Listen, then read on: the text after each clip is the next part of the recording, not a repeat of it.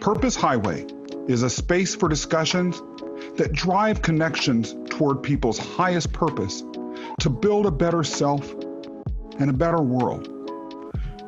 Join me for season 1, where I start to uncover stories of entrepreneurs and thinkers that are making an impact.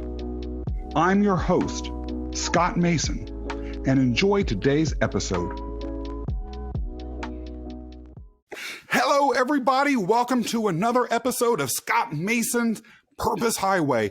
We have another dynamic and truly interesting guest today. I am so proud to have her on this show. And once you hear her story, learn about what she's doing in this world, you will be motivated, inspired, and ready to walk with her right down that highway. So I have with me today the one and only Joanna Weiss. She is the co-founder and co-director of the Fines and Justice Center. And Joanna, it is great to have you here this morning. Thank you for coming. Thank you so much for having me, Scott. Absolutely. Joanna, let's start from when you were a little girl. When you were 7, 8, 9, what did you dream that you would grow up and be? I think I started out varying between a gymnast and president. Those were my two big goals. Neither of which have come to pass, unfortunately. How did you make the decision as to what path you were going to pursue? And how has what you've become related to those early dreams? I think that what I became was formulated from a couple of different factors. I think one, I have parents who, told me I could do everything, but also were very interested in how we can play a role in making the world better. That was always a message growing up, that we have to give back, that we have incredible privilege, and that we have to make the world a little bit more fair and more equal, and that is incredibly important. And I think it's no accident. My sister and I both actually work on issues connected to poverty. And I think that that's a reflection of the values that my parents taught me. We also went to Socialist summer camp, where I think that value. Whoa. Okay. So I can hear people in the audience already starting to scream and tear their hair out. Why should I not be quaking in terror and turning off the mic this very second? So it was actually a Jewish socialist camp, sort of supposed to be run the way a kibbutz is, a communal group. And it really focused a lot on social justice issues. I don't think people should be worried. It was more about teaching kids about fairness and equity and justice in the world. What do you do at a socialist summer camp? Do you have to share the tires that you're swinging around in the trees, or the rafts that you're in on the lake, or what were the activities like?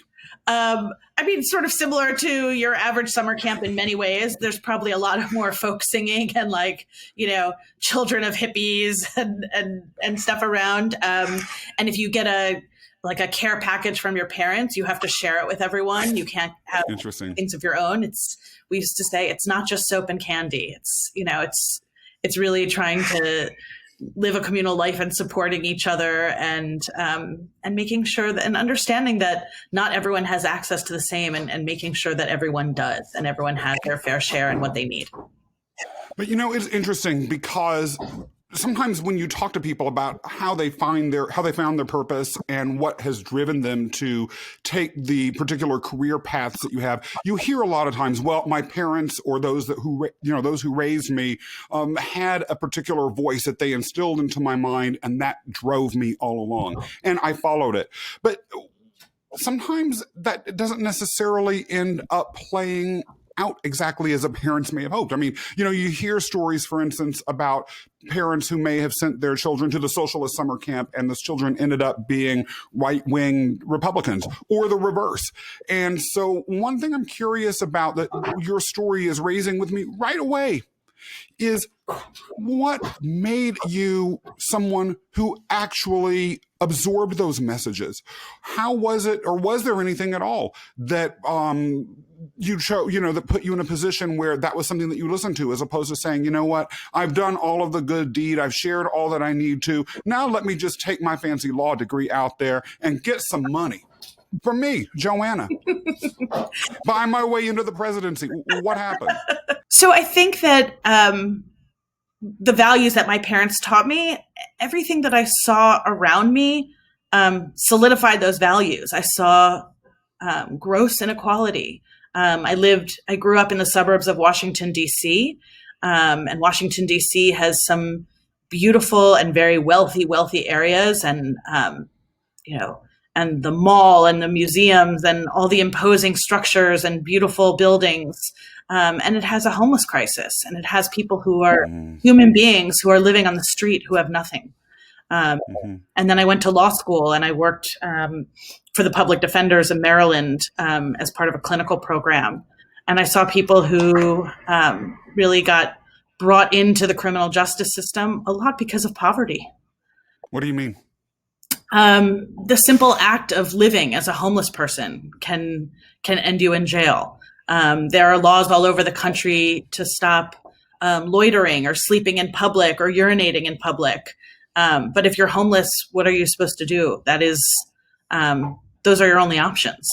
So, and just seeing the dichotomy of the haves and have-nots and what that dichotomy looked like. And a lot of seeing that there were a lot of wealthy people. And when you look at the homeless population in DC, it looks very different. It's a lot of Black and brown people who have nothing. And we let them live on the streets. I wouldn't let my dog, suffer this way. I wouldn't let an animal. I certainly don't want a human being living this way. Did that have anything to do with why you ultimately ended up working for the government? Yes. I mean, I thought that the government was a place where I could do good, where I could help make policies that could help people. And I had an interesting career in government. I started out in the law department as a baby lawyer. And what is the law department exactly for folks who might not know? So the law department is the city agency that defends the city in lawsuits and also brings lawsuits on behalf of the city. It's the city law firm, basically. And it's New York City you're talking about, just so we're clear. Okay, cool. Sorry, this New Yorkers, we call it the city. New York, it's our exceptionalism. We can't help Well, that is our own sort of privilege as New Yorkers. We get to think that the whole world revolves around us. And I have to say that's a privilege I enjoy. Anyway, yes, you can hate me for it, but just not that much. I can't help it. I say the city all the time, and my family's in the DC area, and they all mock me. But I'm pretty sure. Anyway, you were saying. So I worked for the law department for 6 years and started working on policy work there. I started out, I litigated for a little bit and then quickly moved into policy work after 9/11 and defending the city and really gathering the stories of the people in the city who worked in response to the September 11th terrorist attack. Wow, I bet that was intense. It was intense, but it was also a really beautiful time in New York City. I felt like people were incredibly kind to each other and cared for each other. And, in crisis, I feel like New Yorkers really come together. And, I hope that we're going to see the same thing in the wake of the crisis that we're in right now. We look at not just the health crisis, which are disproportionately harming poor communities and communities of color, but also the economic impact. There are huge swaths of the city, poor neighborhoods, disproportionately people of color that are facing 30 and 40% unemployment. And how we build back after this crisis is going to be very telling. And I hope that New York City is going to come together and make sure that the poorest among us aren't bearing the biggest burden anymore. Do you feel that government has the actual capacity, though, to manage that sort of transition back into or transition forward into a new future, having worked in government for a while? What do you think may position it to do that? What do you think may position it not to do that? And how do you view the individuals who are working with the government in that, particularly in light of the fact that there's a stereotype that the government workers tend to be very bureaucratic, very just in and out with regards to their jobs, or very overly invested in individual power? So, I mean, I think it's government, like anywhere, is a mixed bag. And I've definitely met some of the most passionate people who really want to do good, who are working in government. They are all over, brilliant, capable people whose mission it is to do good. There are also plenty of people who are there to, get a paycheck, and some, like in any work environment, some people work harder than others. I mean, that's just going to be true everywhere. But I think government, in my experience, is filled with talented, smart people who want to do good. How do you find, as someone who worked in government and someone who was interested in social justice and building a more equitable society, what I view as sometimes a paradox? And that paradox is that we live in a democratic society, particularly at the local level, where the officials are directly, voted for by the people that they represent. So what you're concerned about are injustices in power infrastructures reflected throughout the society. At the same time, the very society that's creating those power infrastructures is directly voting the governmental institutions into place that are actually perpetuating many of these. How did you, as you were working in government, and like I said, someone who was concerned about this, navigate that? How do you navigate it today, and what do you think about it? Yeah. I mean, ultimately, as I became more and more interested in issues around poverty, I ultimately decided to leave government. That I felt that if I could go to a nonprofit organization, I might have capacity to work more closely on the issues that concern me the most. That was a choice I made. I think that there are opportunities to do it within city and outside of city, but also, I like the idea of really broad systemic change across the country, because I think, New York City has its problems as any other city does. But a lot of the problems we see in New York City exist all around the country. And if there are ways of finding systemic solutions that can help not just New York, but all over, that felt like something I wanted to try. And that's ultimately why I look to go and look in national organizations. One of the things that I have found interesting about our relationship as we've gotten to know each other over the years, and in particular as I prepped for this interview, was the approach that the organization that you co-founded is taking to inequity and justice, because it's not necessarily the most obvious way to tackle this problem. And it's not an angle that gets a lot of media attention. It's not something that when people think about social justice pops out of their lips instantly. Why did you choose this particular approach? And maybe you can tell us a little bit about exactly what it is that your nonprofit does. Sure.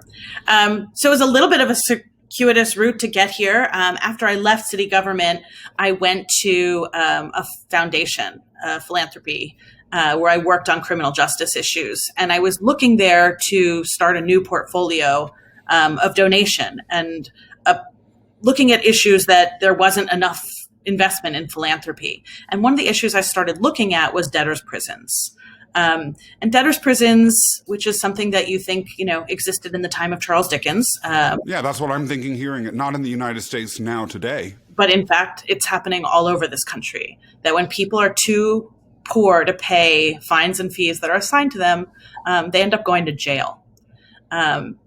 And just on the basis of poverty. And it's happening all over the country. So I started looking at it and I realized that it wasn't just this narrow problem of, a few people in a few places going to prison.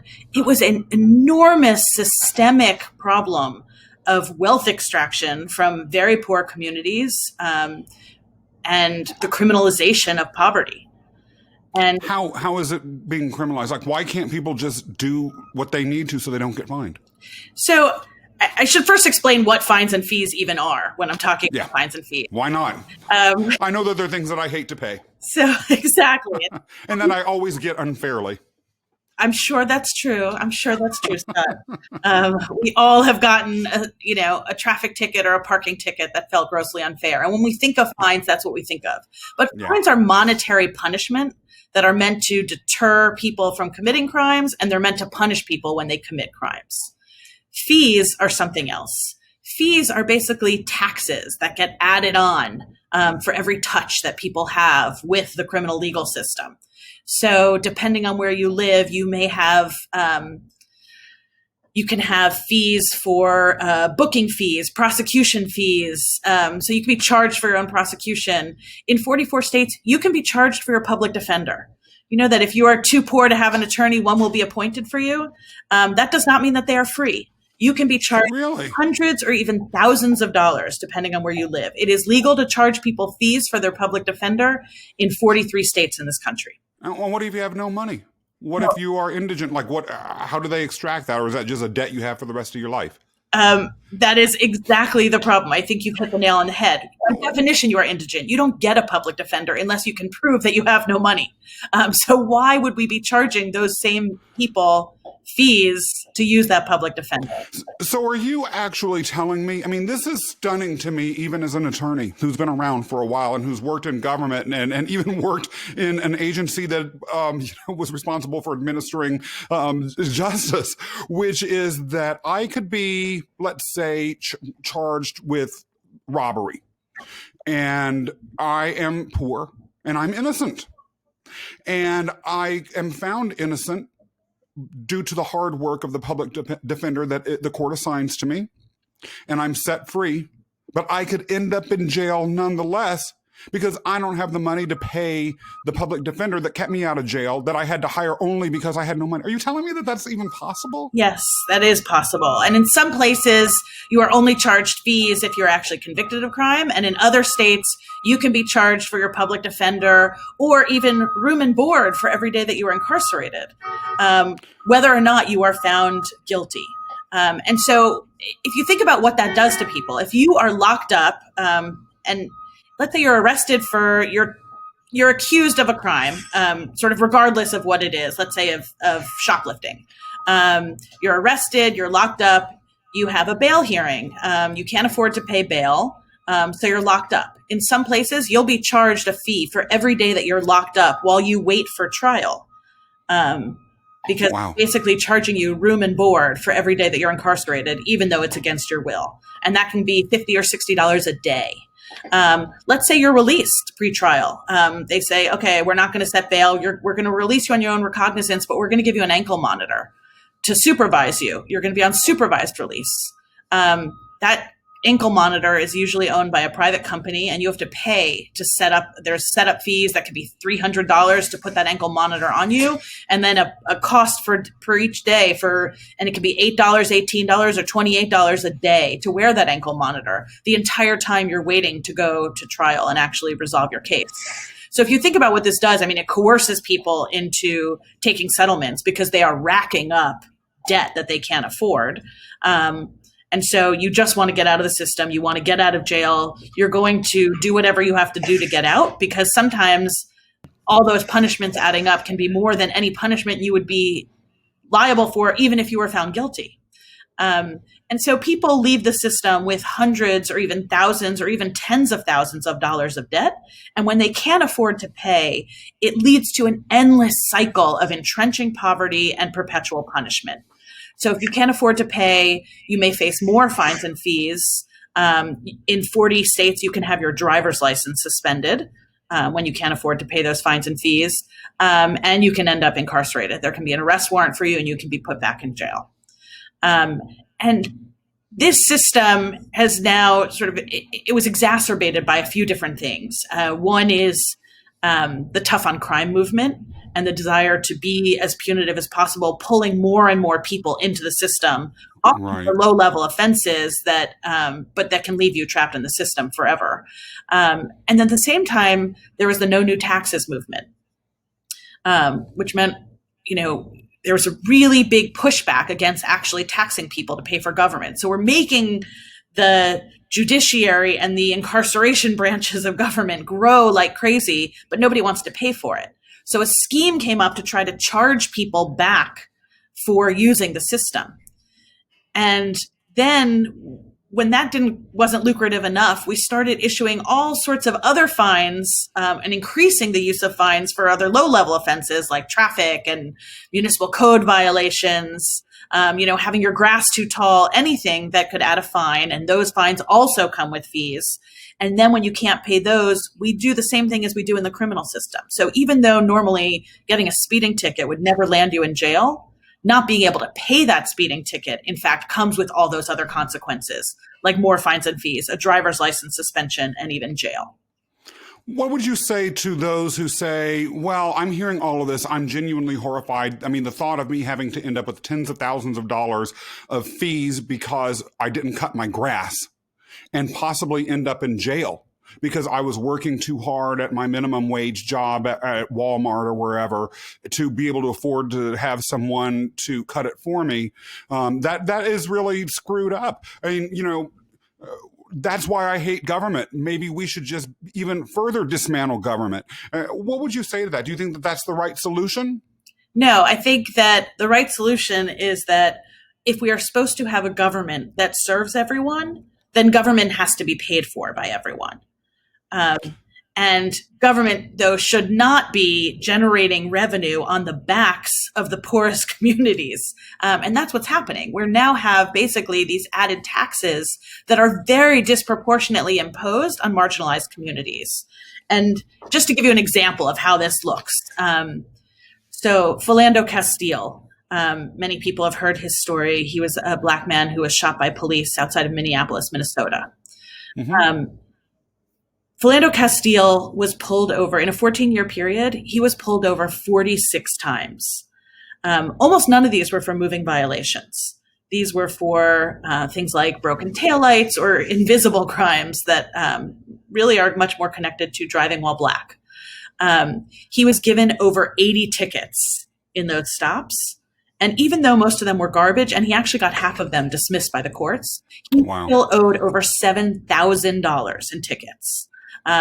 This is a man who worked at a janitor in a school. He did not have $7,000. And so his license got suspended. And then he would have no way of accessing work without driving. So he would drive, get pulled over for driving on a suspended license. It's a misdemeanor charge, get further and further entrenched. He kept having his license suspended. He would pay off some of the fines and fees, get his license reinstated, and then the cycle would start all over the next time he got pulled over. And that's an experience of what it is to grow up in a place where you are over-policed and over-surveilled by police. And the problem is that many contacts with the system can end incredibly badly, as it did for Philando Castile. The 47th time he was pulled over, he was shot by police. And when you look at, we've really been, with the release of all these videos of unarmed Black men and women who have been killed by police, so often what precipitated the contact with police was a low-level offense that comes with fines and fees that is perpetuating this incredibly dangerous cycle, because we are now using our police, our law enforcement, who are meant to serve and protect. Instead, we're using them as tax collectors. And you can see what that does in terms of police-community relations. I mean, the best example of it is Ferguson. Michael Brown was killed by police after, allegedly a very low level offense that should never have led to a violent encounter at all. After he was killed, people erupted in protest, and those protests went on night after night, and the anger and the frustration was palpable, but so was the distrust of police and of government and of courts that they weren't serving people. And so the Department of Justice came in to investigate. And originally, they were just going to investigate what was happening with the Ferguson Police Department. But what they found is that the police department and City Hall and the Municipal Court of Ferguson were inextricably linked. They were working together whenever there was a hole in the budget. City Hall would call the chief of police and say, you have to write more tickets. And then the courts would enforce those tickets. And they were mostly for low-level violations. And the problem was, if you couldn't afford to pay, or you missed the hearing date, which the only purpose of the hearing date largely was to show up and pay, there was an arrest warrant put out for there was an arrest warrant served. And so at the time that DOJ came in and investigated, in this town of 21,000 people, there were more than 30,000 open arrest warrants. Wow. So basically, every encounter you have with police can turn violent, but also can end with you locked up because you're too poor to pay fines and fees. And this is not a problem that was happening just in Ferguson. This is actually a problem that's happening all over the country. And so I founded the Fines and Fees Justice Center together with my colleague, Lisa Foster, because we'd been working on this issue for several years. It was what kept us up at night. And it was very clear that that part of why we have this mass criminalization is about money and trying to extract money and using the justice system as a piggy bank. And that ends up with terrible, terrible results. So what we tried to do, because we had been working sort of at the 30,000 foot view on this issue around the country, is we looked at the fines and fees reform movement and tried to fill gaps that we saw in where the reform movement was going. So we decided that we would do three things that we thought could accelerate reform around the country. And the first was sharing information. If you tried to Google fines and fees, you might find a single debtor's prison case somewhere that the ACLU brought, or a report by the Brennan Center. But it's really hard to figure out, what does this look like? Who's being impacted how? And what's being done? What does reform look like? So we pulled together all of the legislation, the litigation, the research, the pilot programs, narratives of people who are directly harmed by fines and fees, and putting their stories on the website, so that whether you are a policymaker or an activist group or a grassroots organization or the media who wants to talk about this, that there are resources that you can find that are navigable. So no, go ahead, please. This is riveting. Thank you. So the second thing we decided is, we saw that reform was happening around the country, and there was definitely a growing movement, but it was kind of siloed. So you might have an activist in one person trying to fight driver's license suspensions for unpaid fines and fees, and you might have a court in another place that's trying to find a better way of measuring someone's ability to pay before doling out a punishment. And you might have a litigator who's fighting debtor's prisons in a particular town. But there wasn't really building on each other's wins to get to a place of comprehensive change. And when I think of comprehensive change and comprehensive reform, what I mean is an end to the use of fees in the justice system at all. Like I said before, the justice system is meant to serve everyone, and it needs to be funded by everyone. It needs to be funded equitably, not by the people who are unlucky enough to be caught up in it. And we need to make sure that any fines that we're imposing are imposed and collected equitably, that they're proportionate both to the offense and they're proportionate to the individual. So the way we do this in the United States is not the way it's done everywhere. Here, if you get a speeding ticket, the cost for you is $500. The cost for me is $500. Let's say, as an example, in California, that would be a typical traffic ticket. But what it means to me to pay $500 is very different from what it means for a minimum wage worker to pay $500. And it's very different from what it means for Bill Gates to pay $500. What would you say, though, to those who would argue back? Two things. Number one, what are we supposed to do? Be having income tests for everyone every time they get stopped for a traffic ticket, or something like that, or every time they get a fine for not cutting their grass, to go back to an early example? Number one. And then number two, why should I have to pay more just because I've been more successful in my life? Why should someone get away with having to pay less for something that's just as bad as what I did just because they happen to make less money? Isn't that making a statement that's negative about the acquisition of wealth in a capitalist society like ours? That might be true if our access to success were equal, and it's not. I'm very lucky. I am a white woman who has had tremendous privilege in her life. I went to college. I went to law school. I had parents who could support me through it. That is not the experience of everyone. I'm also in a position where when I go out on my street and let's say I get in my car and I drive somewhere, and every time I get in the car, at some point, I probably violate a law. I either go a little bit over the speed limit, was my stop at a stop sign complete. At some point, I've probably broken the law every time I drive. Did I signal when I change lanes every single time? Like probably not once. But the difference is I don't get stopped. I don't get ticketed for it. But some people get ticketed all the time because they live in communities that are policed much more heavily than mine, and where the police have incentives to pull people over. So that's one thing, is that if we were actually issuing tickets in an equitable way, then maybe. But the other thing is that the point of the ticket, the point of the fine, is meant to deter people. If we don't want people to do the thing, we have to deter them from doing it. And that's what the fine is meant to do. But what deters me is different from what deters Bill Gates or a minimum wage worker. And the truth is the $500 fine for me is a frustration that I'll be pissed about for a week, but I'll pay it and I'll walk away. And nearly every person in a position of power is in that same situation. They pay and they walk away. And the reason that this has been allowed to exist and continue for so long is that people who can't pay, they have very little voice, and we don't hear what happens to people who can't pay a simple ticket. And what is an appropriate punishment for someone who can't afford to pay a simple ticket? And I'll just give you a story from someone that we spoke to here in New York. He's actually in Suffolk County. This is a man he's from one of the oldest Black families in Huntington, in Suffolk County. And he was constantly getting pulled over by police. He was pulled over for things like having too much air in his tires. He was pulled over. Wow. Decided that the little Christmas tree air freshener was an obstruction of view, and they pulled him over for that.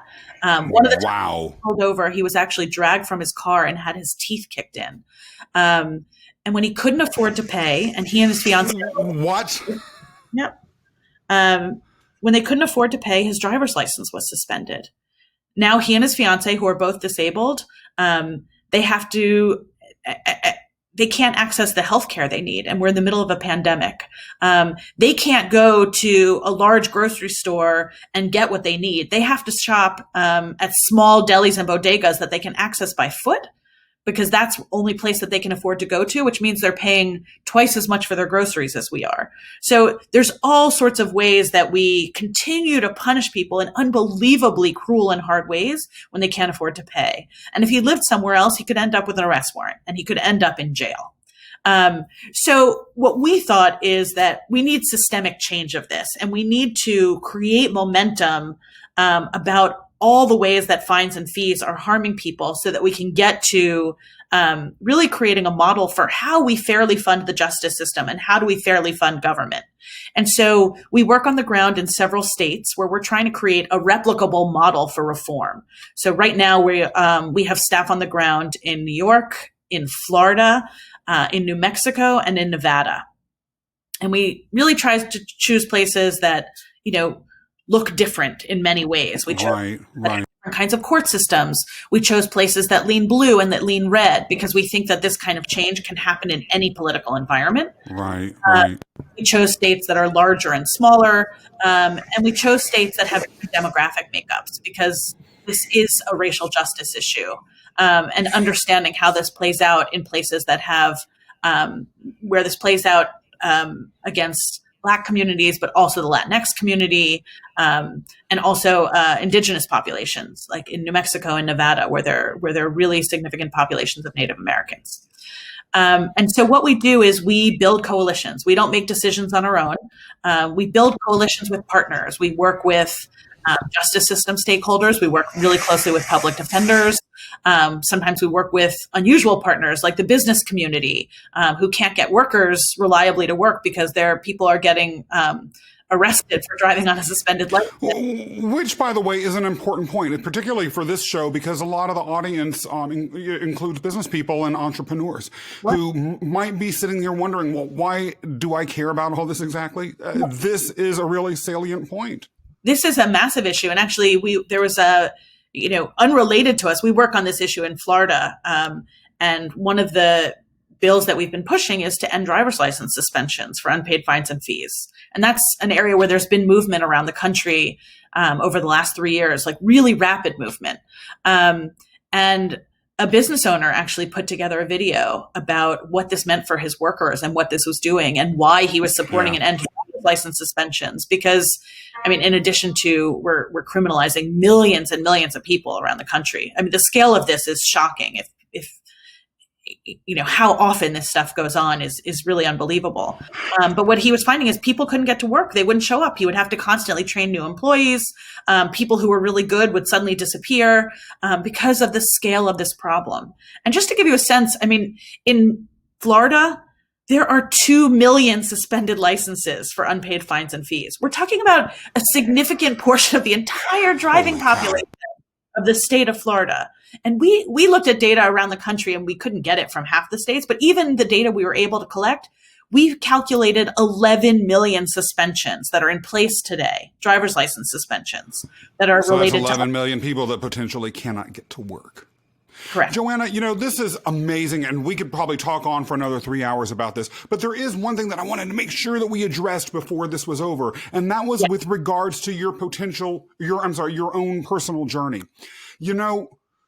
Most of the folks that appear on this show are in one way or another classic entrepreneurs. And I think that one thing people don't always realize is that entrepreneurialism can take a whole host of forms.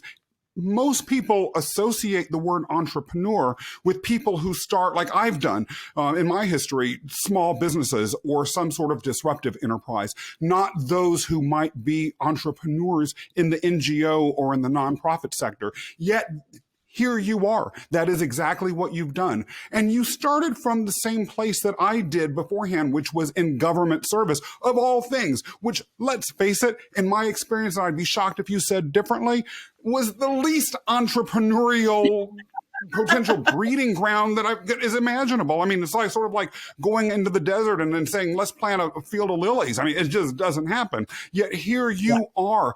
Talk to me about how your many years in government service or being in large organizational life with regards to other organizations that you might have worked for influence your decision to become an entrepreneur, number one. And number two, what it was like for you. What struggles did you have, if any, transitioning from being on the regular payroll of an entity that would make sure that you had health care and make sure that you had the resources around you to accomplish whatever you do, to being on your own, founding something, not knowing whether it was going to go anywhere or become anything, and then seeing it succeed. We want to hear that story. Share. Okay. I think I'm a really unlikely entrepreneur in some ways. I mean, I think it's not an accident that I ended up in city government for a very long time. I think I'm in some ways fairly risk averse. I always wanted like a fair amount of security. But ultimately, I mean, I think one thing is I saw that there wasn't as much security in any job as I thought there was, because I saw people come and go, really talented people abruptly leaving, some by choice, some not. And that was one issue. But I think that I found working on this issue, it was literally keeping me up at night, realizing that we have a system that is meant to protect and save people, that is literally driving people through never-ending punishment for the rest of their life, and mostly on the basis of their poverty, and very much connected to race. And this is happening to poor people and especially to poor Black and brown people. And I decided that I was lucky enough, having worked on this issue and I could see that this was on the cusp, an issue that was on the cusp of exploding. And there was no national organization that was focused on this issue. And my now business partner, she came from the Department of Justice. She was running a department called the Office for Access to Justice, which no longer exists. It was eliminated by the Trump administration, by Jeff Sessions. But her office had taken the lead in responding to the fines and fees crisis after it was exposed in the Ferguson report. And so she and I had both been working sort of at the 30,000 foot view and realized that there was a need, there was a real hole in having a national organization that could serve as a hub on this issue. And we decided that if we could just get enough startup funding to get moving, that we felt like the money would follow. And I think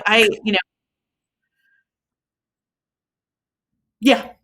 There were definitely moments early on where, we weren't sure we would have the funds to get off the ground.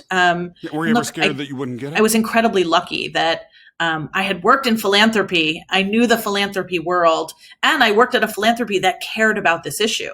And so what I did was I gave them an enormous amount of notice that I would be leaving. I I said, it's going to be 4 months from now or 5 months from now. I'm going to be starting my own organization focused on this issue.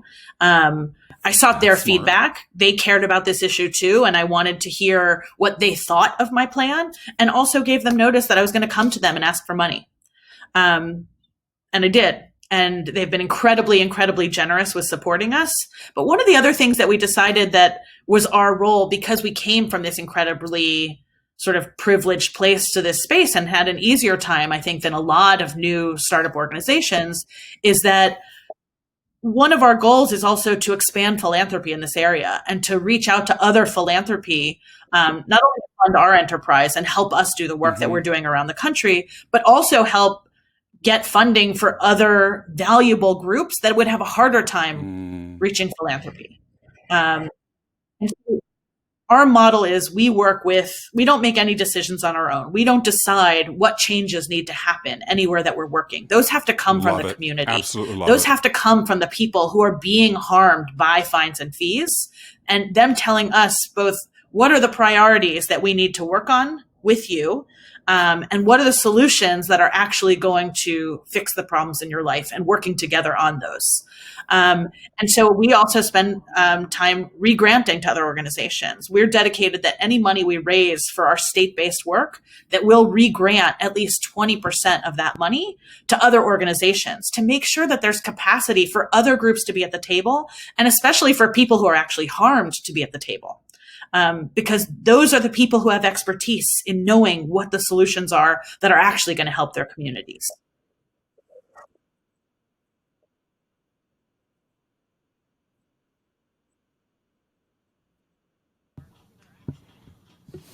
It's so powerful. There's a couple of things you said in there that I felt were really inspirational takeaways. First of all, you cared about something so much that it was keeping you up at night. But number two, you also saw an opportunity. And that, to me, even if you describe yourself as sort of an accidental or unexpected entrepreneur, is the true spirit of entrepreneurialism. And that's the secret sauce, along with bothering to actually do something about it, that helps take people down the purpose highway and make some real changes in the world. And you are doing that, Joanna. Let's talk a little bit before this episode ends about exactly how people can find out more about your organization. Where can they go? Yes, there's a lot going on. First of all, you can find us at finesandfeesjusticecenter.org. Coming up in the next, that's where you can also 3-6 find our clearinghouse. So if you wanted to find any information about, excuse me, what fines and fees look like around the country, you can search by state and see if there's any information about what's happening in your own state. You can look for litigation. You can look for research. You can look for personal narratives of people who are harmed by fines and fees. You can also find there, we have a campaigns page, and those will list all of our national campaigns and our state campaigns.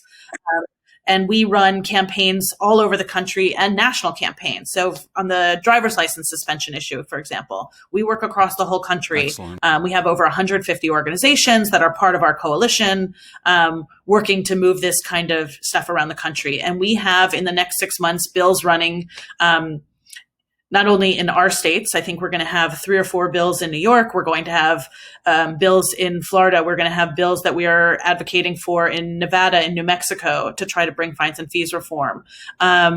We are also going to expand our national campaign work as well. We're working on what can government do in light of COVID, to make sure that as we build back in a more fair and equitable society, that we don't use the mistakes that we had after the last recession, that we build back better, and not on the backs of the people who are already feeling the harms of COVID. That those can't be the people who we are taxing to fill the budget gaps that are a result of COVID. So you can find all that information. You can also sign up there for our newsletter. And our newsletter will give you monthly updates on what's happening with fines and fees reform around the country. So not just where we're working, but where all of our colleagues and partners around the country are, so that if you wanted to get involved, you'll hear about what's happening in your community.